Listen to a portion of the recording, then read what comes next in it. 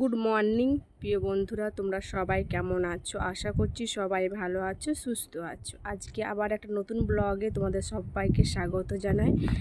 তো ভিডিওটা নিশ্চয়ই তোমাদের ভালো লাগবে। তো আজ এখন হচ্ছে বাজে 8টা বাজে। তো এখন স্নান টান করে এখন থেকে ভিডিওটা স্টার্ট করলাম। আর দেখো সূর্য মামা কেমন উঠেছে, তোমাদেরকে ব্যাক ক্যামেরায় দেখাচ্ছি। তো পুরো ভিডিওটা দেখতে থাকো শেষ পর্যন্ত, নিশ্চয়ই ভালো লাগবে। তো চলো আমি এতক্ষণে জামা কাপড়গুলো মিলিয়ে দিই, তারপর তোমাদেরকে সূর্য মামাকে দেখাচ্ছি সূর্য মামাটা কেমনভাবে উঠেছে আজকে। তো চলো, কালকে প্রচণ্ড মেঘ করেছিল রাত্রে, আর ভাবছিলাম বৃষ্টি হবে মনে হয়, তো বৃষ্টি হয়নি। কোথায় কোথায় বৃষ্টি হয়েছে অবশ্যই কমেন্টে জানিও কালকে রাত্রে। তো আজকে তো রোদ্দুর প্রচণ্ড উঠেছে। তো রোদ্দুরটা সূর্য মামাকে কেমন দেখতে লাগছে ক্যামেরা বন্দি কিছুটা করব, তোমাদেরকে দেখাবো। চলো দেখা যাক।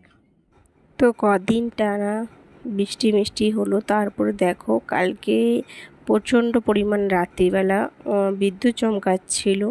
আজকে কিন্তু ভাবতেও পারিনি যে সূর্য মামা উঠবে বলে। তো শুনেছিলাম বৃষ্টি হবে, তো জানি না কি হবে। বৃষ্টি হলে বন্ধুরা জানো আমাদের প্রচুরই সমস্যা। তো সমস্যাটা হচ্ছে আমাদের যে ব্যবসা তোমাদের দাদা ভাই যায় সেটা বন্ধ হয়ে যায়, আর এবং খেতে পড়তে আমাদের সবই অসুবিধা হয়। আর পুজোর সময় তো আরও বেশি অসুবিধা হয়। তো দেখো তোমাদের সঙ্গে কথা বলতে বলতে আমি দেখিয়ে দিলাম পুরো মেঘের ওয়েদারটা কেমন, খুব সুন্দর দেখাচ্ছে।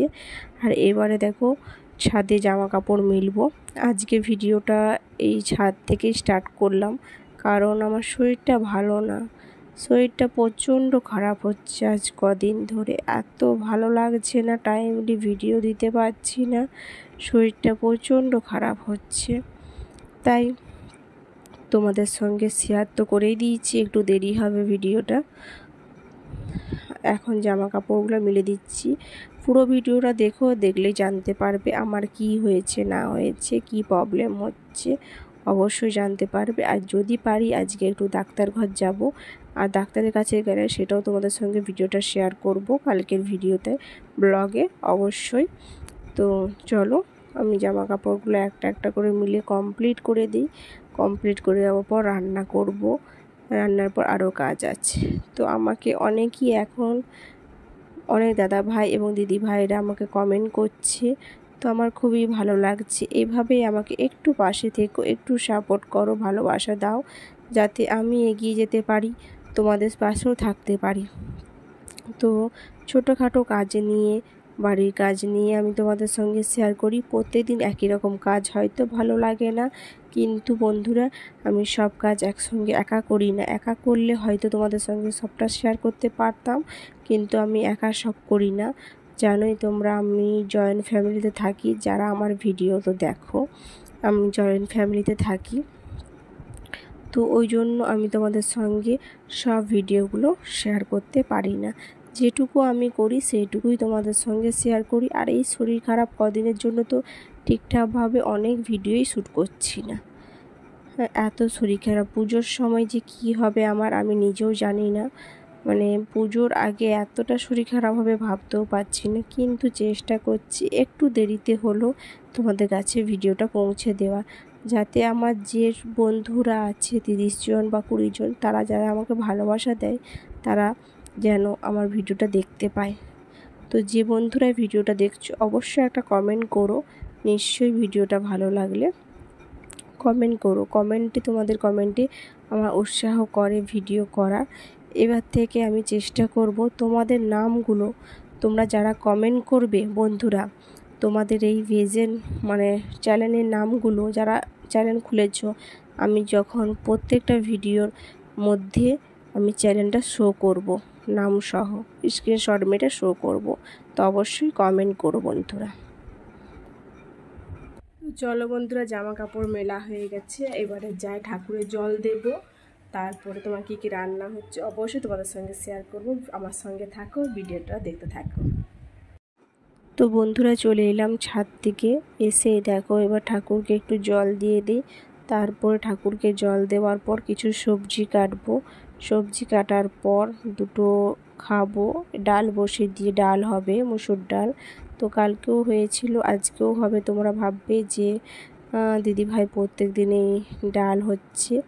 তো ক্যামেরাটা একটু হয়ে গেল, সাইড হয়ে গেল।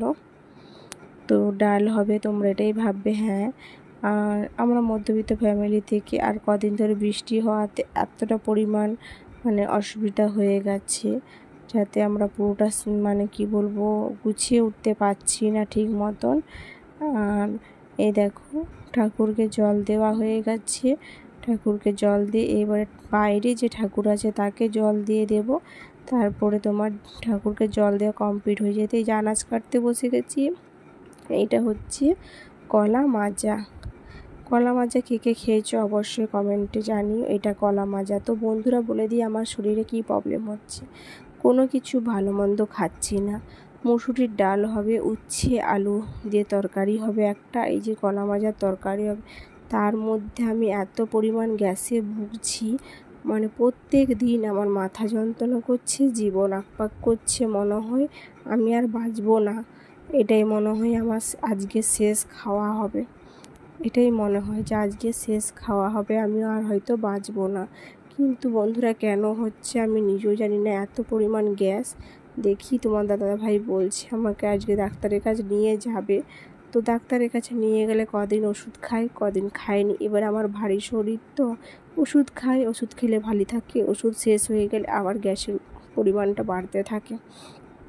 তাই এখনও যে তোমাদের সঙ্গে ভিডিওটা আমি এডিট করছি, প্রচণ্ড মাথা যন্ত্রণা করছে, কিন্তু তোমাদের ভালোবাসা পাওয়ার লোভে আমি এডিটটা করছি। তো দেখো এইভাবে কলা মাচাগুলো চুলগুলো ছাড়ে ছাড়ে রাখতে হয়, দিলেই এটাকে তরকারি করে খাওয়া যায়। তারপরে দেখো আনাজ টানাজ কেটে দিয়ে কড়াইয়ে ডাল বসে দিয়ে মুড়ি খেতে বসে গেলাম। এই যে মুড়িটা খাচ্ছি, আমি কিছু দিয়ে খাচ্ছি না তার দিদিভাই বন্ধুরা, এই যে পেঁয়াজ কামড়ে খাচ্ছি, তাতেও আমার গ্যাস হয়ে যাচ্ছে। আমি কি খাবো? আর ঘরে কোনো মাছ মাংস টক জাতীয় জিনিস আমি খাই না, তার মধ্যেও আমার শরীর খারাপ হয়ে যায়।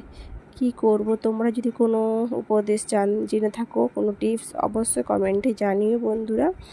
তো এটাই ছিল আমার থাম্বনেলের কথা, থাম্বনেলে লেখা প্রশ্নের কথা তোমাদের সঙ্গে শেয়ার করলাম। যাই খাচ্ছি মনে হচ্ছে যে এটা শেষ খাবার। যদি ভিডিওটা ভালো লাগে অবশ্যই লাইক কমেন্ট করো, পাশে থেকো। বাই বন্ধুরা।